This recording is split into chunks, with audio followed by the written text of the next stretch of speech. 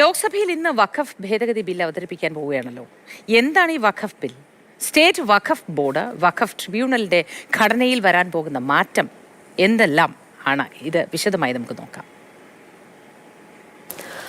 1995 വഖഫ് നിയമത്തിൽ 44 വകുപ്പുകളിൽ മാറ്റം വരുത്തുന്നതാണ് വഖഫ് ഭേദഗതി. ഇന്ന് ബിൽ ലോക്സഭയിൽ അവതരിപ്പിക്കാനിരിക്കെ എന്താണ് ഈ വഖഫ് നിയമ ഭേദഗതി ബില്ല് എന്ന് നമുക്ക് വിശദമായി നോക്കാം. സർക്കാർ ഭൂമി വഖഫായി പ്രഖ്യാപിക്കാൻ കഴിയില്ല എന്നുള്ളതാണ് വഖഫ് നിയമ ഭേദഗതി നിലവിൽ വന്നാൽ ഉണ്ടാകാൻ പോകുന്ന കാര്യം. തർക്കങ്ങൾ പ്രധാനമായും പരിശോധിക്കുന്നത് ജില്ലാ കളക്ടർമാരായിരിക്കും. വഖഫാണോ എന്ന് കണ്ടെത്താനുള്ള അധികാര ബോർഡിൽ നിന്ന് അധികാരികളുടെ ബോർഡ് മാറ്റി പിന്നീട് അത് വഖഫ് സർവേ നടത്താനുള്ള അധികാരം പൂർണ്ണമായും ജില്ലാ കളക്ടർക്കായിരിക്കും എന്നുള്ളതാണ് മറ്റൊരു മാറ്റം വരാൻ പോകുന്നത്. സെൻട്രൽ വഖഫ് കൗൺസിലിന്റെ ഘടന തന്നെ മാറ്റാനുള്ള ഒരു തീരുമാനവും ഈ ബില്ല് വന്നാൽ ഉണ്ടാകും.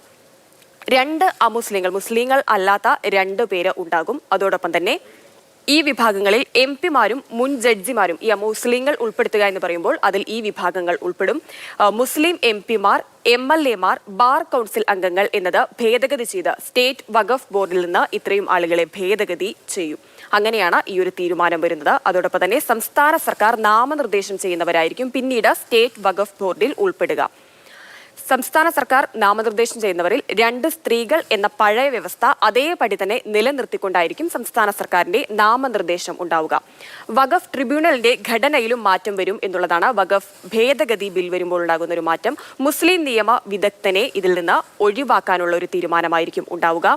ജില്ലാ ജഡ്ജി അധ്യക്ഷൻ, സർക്കാർ പ്രതിനിധി, ജോയിന്റ് സെക്രട്ടറി എന്നിങ്ങനെയായിരിക്കും മാറ്റം വരിക.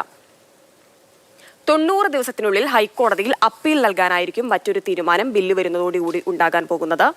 രജിസ്ട്രേഷൻ, ഓഡിറ്റ് എന്നിവയെല്ലാം കേന്ദ്ര സർക്കാരിൽ തന്നെ നിക്ഷിപ്തമായിരിക്കും.